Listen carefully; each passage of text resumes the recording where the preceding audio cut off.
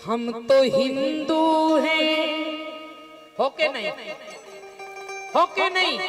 तो जोर से बोलो ना। हाँ, हिंदू हो तो दोनों हाथ उठा करके गर्व से कहो हम, गर्व से कहो हम तो हिंदू हैं, हिंदू कहाएंगे राम चरणों में बलि बलि। अपने हिंदू होने की पहचान। भगवान शंकर का तिलक के बिना पूजन नहीं होता और भस्मी धारण करते हैं। और भस्मी भी 3 प्रकार की होती है।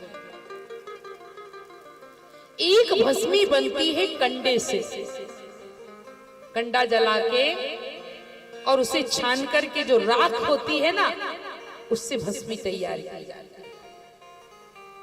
एक भस्मी होती है साकल्य की। ये जो आहुति दी जा रही है ना यज्ञ भगवान को, साकल्य की। क्या कह करके जब आहुति देते तो क्या उच्चारण करते हैं? स्वाहा। और स्वाहा शब्द से जो साकल्य डाली जाती है, ये यज्ञ में बार बार आचार्य लोग, ब्राह्मण लोग स्वाहा स्वाहा ये बार बार उच्चारण क्यों करते? हर आहुति पर स्वाहा शब्द क्यों लगाया जाता?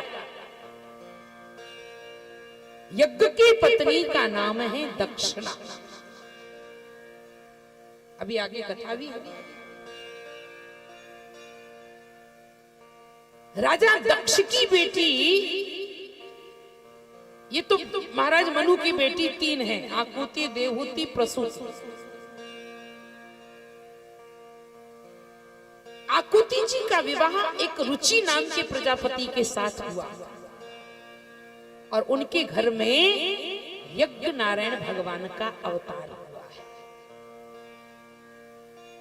यज्ञ जी की माताजी का नाम है आकुति और उन्हीं यज्ञ भगवान का विवाह दक्षिणा नाम की कन्या से हुआ। इसलिए यज्ञ में दक्षिणा का बड़ा महत्व है। एक भी ब्राह्मण या एक भी अतिथि अगर यज्ञ से रुष्ट होकर चला गया तो आपका यज्ञ सफल नहीं माना जाएगा।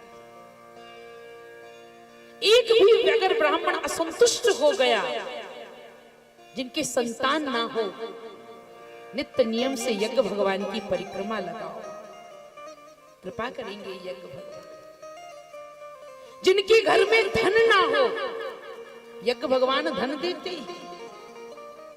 जिनके बेटा बेटी के विवाह ना हो रहे हो, यज्ञ भगवान उनके विवाह करवाएंगे। जिनके शरीर में हमेशा रोग बना रहता हो, यज्ञ भगवान उन्हें निरोगी करेंगे। जिनके कोर्ट में केस चल रहे हैं, कोर्ट कचहरी में, प्रार्थना करिए आपका केस समाप्त करेंगे यज्ञ भगवान। सब कुछ देंगे। यज्ञ भगवान सब कुछ देते भी हैं, पर यह भी वर्णन आता है, नास्ति यज्ञ समो रिपु। यज्ञ के समान हमारा शुभ चिंतक कोई नहीं और यज्ञ के समान हमारा शत्रु भी कोई नहीं। ये भी सोच लेना, ये शत्रु भी बन जाते हैं। जो देने वाले हैं वो सब कुछ ले भी लेते हैं। अगर 3 चीज की असावधानी यज्ञ में रखी, अन्नहीनम दहेगातम, यज्ञ में अन्न का भाव नहीं होना चाहिए। जो यज्ञ की आहुतियां निर्धारित हैं, वो सारी आहुति यज्ञ कुंड में जाना चाहिए। जिस देव की जितनी आहुति, अगर ऐसा नहीं किया तो ये यज्ञ हमारे शत्रु बन जाएंगे।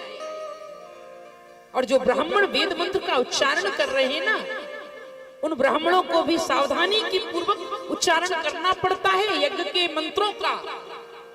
अगर इन्होंने अशुद्ध वेद मंत्र उच्चारण कर दिया, मंत्रहीनम ऋतुवदा, अगर अशुद्ध वेद मंत्र उच्चारण होगा तो फिर यही यज्ञ आचार्य के शत्रु बन जाएंगे, ब्राह्मण के शत्रु बन जाएंगे। तो फिर यजमान कहे हमें क्या करना भैया, पंडित जी ने उनको अपन सुस्ते। अरे तुम सुस्ते नहीं है, तुम्हारी भी एक जिम्मेवारी है। दक्षिणाहीनम दाता, यजमान को दक्षिणा भरपूर देना चाहिए, क्योंकि यज्ञ भगवान जब प्रसन्न होते हैं जब यज्ञ में दक्षिणा भरपूर दी, क्योंकि उनकी पत्नी है ना। कोई दक्षिणा से विमुख होकर ना जाए, कोई यज्ञ से रुष्ट होकर ना जाए, और अगर ये चीजों में सावधानी ना बरती तो नास्ति यज्ञ समोरित, फिर यज्ञ के समान कोई आपका शत्रु भी नहीं है महाराज। तो यज्ञ की पत्नी का नाम दक्षिणा, और आहुति काय में देते हैं? फटाफट बोलो जल्दी जल्दी। आहुति काय में छोड़ते हो? अग्नि में। तो अग्नि की पत्नी का नाम है स्वाहा। इसलिए जब अग्नि में आहुति देते हैं, ये अग्नि किनकी बेटी है? ये दक्ष की बेटी है, ये प्रसूति की पुत्री है अग्नि। इसलिए जब हम आहुति देते हैं तो स्वाहा, एक भस्म होती है साकल्य की, जो आचार्य दंड दे रहे हैं। और आप लोग भी जब यज्ञ की पूर्णाहुति हो जाए तो इस भस्मी को अपने घर में रख लेना। कभी माथा दुखे, बुखार आए, कोई बच्चों को नजर लगे, ये भस्म बहुत पावरफुल है महाराज, मंत्र से मंत्रित है ये भस्म। तो एक भस्म साकल्य की, और तीसरी भस्म जो होती है मुर्दे को जलाने के बाद जो राख निकलती है ना, उसे भी भस्म